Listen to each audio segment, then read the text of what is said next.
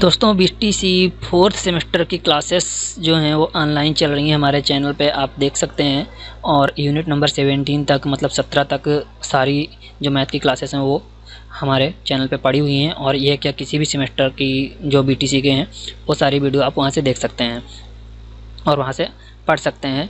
तो इसकी सारी यूनिट्स हो चुकी हैं और यहाँ पे यूनिट नंबर 18 है, इसमें हम पढ़ेंगे चतुर्भुज का अर्थ, इसके विकर्ण, ठीक है, संलग्न भुजाएं और सम्मुख भुजाएं तथा सम्मुख तथा बाह्य कोणों का बोध, मतलब इसके बारे में जानकारी लेंगे। ठीक है, सबसे पहले देख लेते हैं चतुर्भुज क्या होता है। और चतुर्भुज को जानने से पहले मैं बता दूं कि अगर आपने मेरे चैनल को सब्सक्राइब नहीं किया तो प्लीज़ सब्सक्राइब कर लीजिए। ठीक है, ये बनता है चतुर्भुज, जिसकी 4 भुजाओं से घिरी हुई बंद आकृति को हम चतुर्भुज कहते हैं। ठीक है,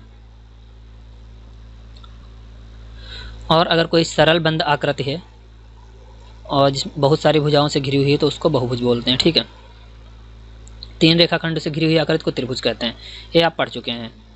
तो यहाँ पे देखिए ये कई सारी तीलियों से बनाई हुई आकृति हैं। ये क्या है, ये भी एक चतुर्भुज है, ये पंचभुज है, ये चतुर्भुज है और ये चतुर्भुज है। ठीक है, इस तरह की ये त्रिभुज है, इस तरह की आकृतियों को हम पहचान सकते हैं, ये भी एक चतुर्भुज है। ठीक है, अब चतुर्भुज के शीर्ष भुजाएं, विकर्ण तथा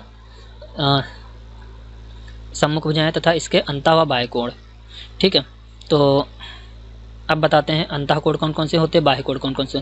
पहले देखते हैं, ये भुजा जो है इस भुजा के समांतर होती है, इसको सम्मुख भुजा बोलते हैं। ठीक है, ये भुजा इस भुजा के समांतर होती है ज़्यादातर, और अगर कभी कभी क्या होता है ये थोड़ा बहुत ऊपर नीचे होती हैं, कभी कभी समांतर भी नहीं होती हैं। जिसमें समांतर नहीं होती वो समांतर चतुर्भुज नहीं होता है।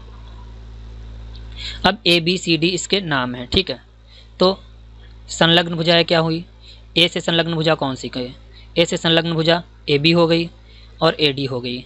ए बी एक भुजा ये संलग्न हो गई ए से और एक ये संलग्न हो गई। अगर ये लंब पहले से पड़ा रखा है तो ये ए सी भी भुजा एक संलग्न भुजा हो गई, अगर हम उसको लंब नहीं डालते हैं।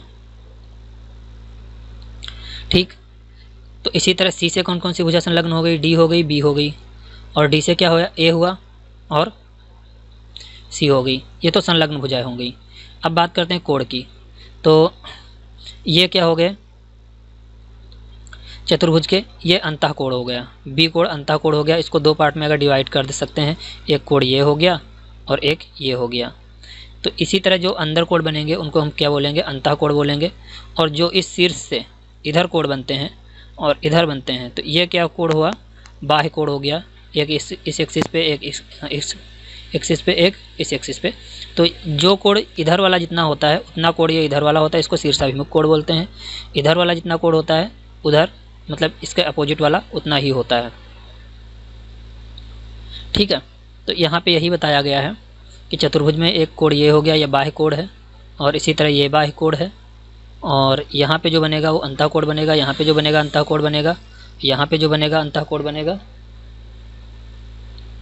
ठीक है, ये बाह्य कोण है। तो इस तरह से बाह्य कोण और अंतः कोण जो हैं वो आपको पता चल गया क्या क्या होता है। ठीक है, अब ये समांतर चतुर्भुज है, तो ये क्या होगी, एक क्लोज्ड आकृति हो गई, मतलब बंद सरफेस हो गया। अब यहाँ पे जैसे मूल्यांकन में देखते हैं एक्सरसाइज में, सम्मुख चतुर्भुज ए बी सी डी में कितनी भुजाएं हैं, तो 4 भुजाएं हैं। कौन कौन सी, 1 2 3 4 हो गई। कितने अंतः कोण हैं, तो 1 2 3 4, 4 अंतः कोण हैं। सम्मुख कोणों के कितने युग्म हैं, तो 1 का ये हुआ, ये 2 सम्मुख कोण हो गए, 1 2 सम्मुख कोण हो गए। तो कितने सम्मुख कोण हैं, 2 हो गए। संलग्न भुजाओं के कितने जोड़े हैं, तो 2 इसके हुए, 2 इसके हुए, 2 इसके हुए, 2 इसके हुए, तो कितने हो गए, 8 हो गए। कितने विकर्ण होंगे, तो एक विकर्ण ये हुआ, एक विकर्ण ये हुआ, तो 2 हो गए, 2 विकर्ण हो गए। क्या A B B C, A B और बी सी और सी डी और डी बी में कोई विकर्ण है, नहीं है। ये सारी क्या हैं, डी और बी, डी बी ये तो विकर्ण है, ये विकर्ण है। ठीक है, और सी ए ए सी नहीं है, तो मतलब एक विकर्ण है। हाँ, तो यहाँ पे हम क्या लिखेंगे, हाँ एक विकर्ण है, कौन सा, डी और बी। इसी तरह दो शीर्षों को मिलाने से विकर्ण बनता है। दो आमने सामने वाले शीर्षों को मिलाने से विकर्ण बनता है ABCD में। ठीक है, ABCD में किसको मिलाने से विकर्ण बनता है? तो A, D और B किसको मिलाएंगे? यहाँ से देखिए B और D, B और D शीर्षों को मिलाने से विकर्ण बनता है। A और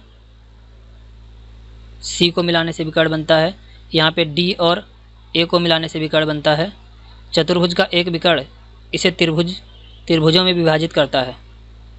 चतुर्भुज का एक विकर्ण इसे त्रिभुजों में विभाजित करता है, मतलब एक विकर्ण आप कोई भी ले लीजिए। ठीक है, तो हम DB वाला मान लेते हैं, तो इसमें हो जाएगा DBC एक त्रिभुज हो जाएगा, DBC एक त्रिभुज हो जाएगा, DBC एक त्रिभुज हो जाएगा, और ADB, DBC एक हुआ था तो यहाँ से हो जाएगा BDA या DBA ले लीजिए, DAB।